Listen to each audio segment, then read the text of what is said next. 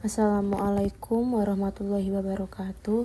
Perkenalkan, nama saya Nara Ferandika Esa Rahma dari Manajemen Angkatan 2022 NIM 1221702.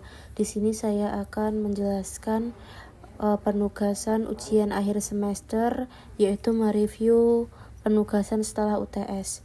Pertama-tama di sini ada tugas forecasting, lalu network, lalu project management, waiting lines, lalu setelah itu productivity dan quality.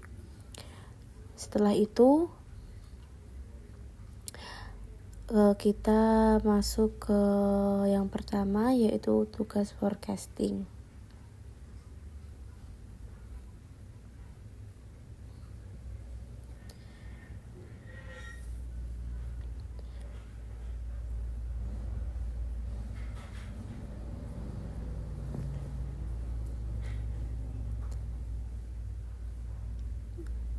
Forecasting tersendiri yaitu merupakan metode untuk memprediksi atau memperkirakan berbagai kejadian di masa mendatang berdasarkan data yang telah dikumpulkan sebelumnya. Model peramalan dapat dibagi menjadi 4 submodel. Model pertama adalah menggunakan data masa lalu secara runtut atau time series, misalnya data penjualan untuk memprediksi masa depan permintaan produk. Hal seperti ini disebut analisis time series yang dalam POM meliputi metode naive moving average, rata-rata bergerak tertimbang, exponential smoothing dengan tren, analisis tren, regresi linear, dekomposisi perkalian, dan dekomposisi aditif.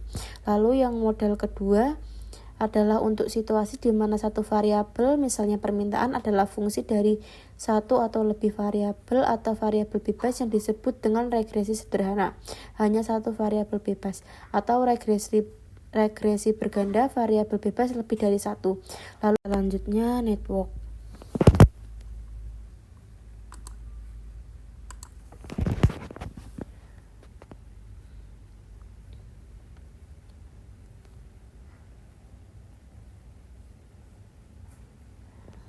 Network atau jaringan merupakan sambungan penghubung antara satu titik dengan titik lainnya dalam jangkauan.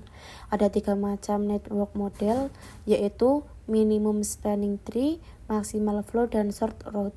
Yang pertama, minimal spanning tree, yaitu menentukan jalur yang menghubungkan semua tempat dalam sebuah jaringan sehingga total jaraknya minimal. Lalu yang kedua ada maximal flow, yaitu menentukan jumlah aliran maksimal yang dapat dilayani sebuah jaringan. Yang ketiga, short route, yaitu menentukan jalur atau rute terpendek dalam sebuah jaringan. Setelah itu yang ketiga yaitu project management.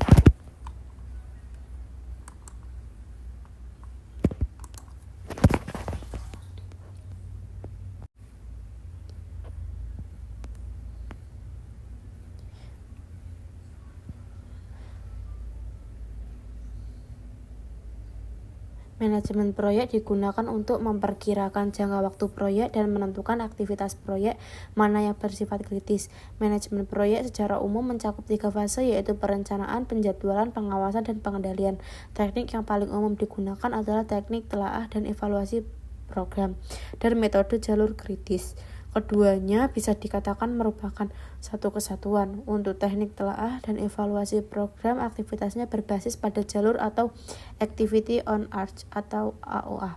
Sedangkan CPM aktivitasnya berbasis pada titik atau activity on node atau AON. Setelah itu ada waiting lines.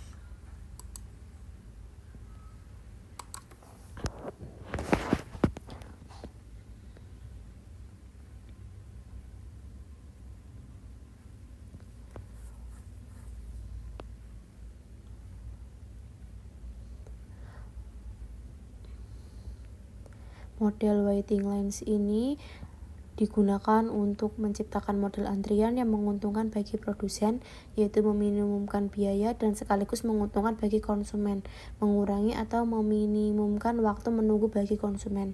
Macam model antrian yaitu 1 single channel, yaitu single pass, single channel multi pass, lalu multi channel single pass, multi channel multi pass. Setelah itu ada productivity, dan quality.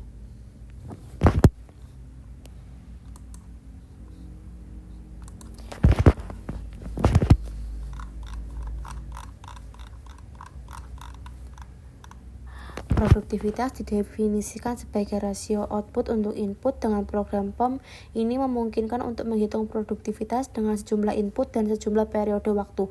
Program POM ini akan menghitung kedua pengukuran produktivitas, yaitu setiap masukan dan juga perubahan dalam produktivitas dari waktu ke waktu.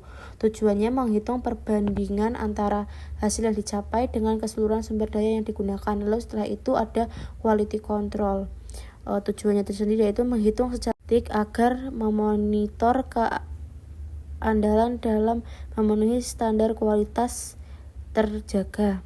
Manajemen kualitas yang efektif menghendaki agar supplier dapat menunjukkan bukti bahwa keseluruhan komponen yang mereka pasokkan memenuhi standar kualitas tertentu. Oleh karena itu, perusahaan harus memperhatikan teknik-teknik pengawasan kualitas. Sekian tugas untuk ujian akhir semester.